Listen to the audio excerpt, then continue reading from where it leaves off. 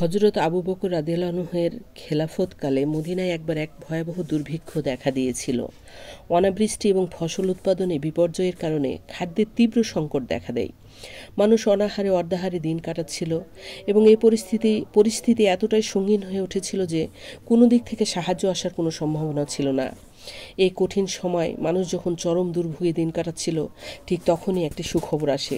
হযরত ওসমান গনি রাদিয়াল্লাহু আনহু-এর একটি বড় বাণিজ্যিক কাফেলা সিরিয়া থেকে মদিনার উদ্দেশ্যে যাত্রা করেছিল, যা খাদ্যশস্যে পরিপূর্ণ ছিল। এই কাফেলাটি প্রায় ১০০টি উট বোঝাই খাদ্যশস্য নিয়ে মদিনায় পৌঁছায়। খবরটি শোনা মাত্রই মদিনার বড় বড় ব্যবসায়ীরা ওসমান রাদিয়াল্লাহু আনহুর কাছে ছুটে আসেন এবং তারা এই ওসমান রাদিয়াল্লাহু আনহুর এই মালগুলো দ্বিগুণ দামে কেনার প্রস্তাব করেন। কিন্তু ওসমান রাদিয়াল্লাহু আনহু তাদের কাছে এই মালগুলো বিক্রি করতে রাজি হন না। তিনি বলেন, আমার কাছে এমন একজন ক্রেতা আছে যার কাছে দিলে আমি এর ৭০০ গুণ পর্যন্ত এর দাম পাবো আর কি। তখন তোমরা যদি আমাকে ১০০০ গুণ হযরত ওসমান রাদিয়াল্লাহু আনহু কথা শুনে ব্যবসায়ীরা অবাক হয়ে জিজ্ঞেস করেন, আমরাই তো প্রথম আপনার কাছে এসেছি, আমাদের চেয়ে বেশি লাভ আর কে দেবে? কে আপনাকে ৭০০ গুণ লাভের প্রস্তাব দিয়েছে? হযরত ওসমান রাদিয়াল্লাহু আনহু তখন এক গভীর হাসি দিয়ে বলেন, সেই সত্তা হলেন আল্লাহ তাআলা। তিনি আমাকে এই চালানের সমস্ত গম বিনামূল্যে গরিবদের মধ্যে বিতরণ করার বিনিময়ে ৭০০ গুণেরও বেশি সওয়াব দেওয়ার প্রতিশ্রুতি দিয়েছেন।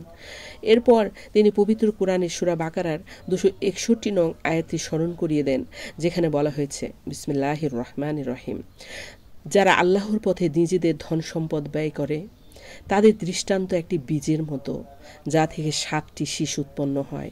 প্রতিটি শীষে ১০০ দানা থাকে, আর আল্লাহ যাকে ইচ্ছা করেন তাকে বহু গুণে বাড়িয়ে দেন। আল্লাহ প্রাচুর্যময়, সর্বজ্ঞ। সুবহানাল্লাহ।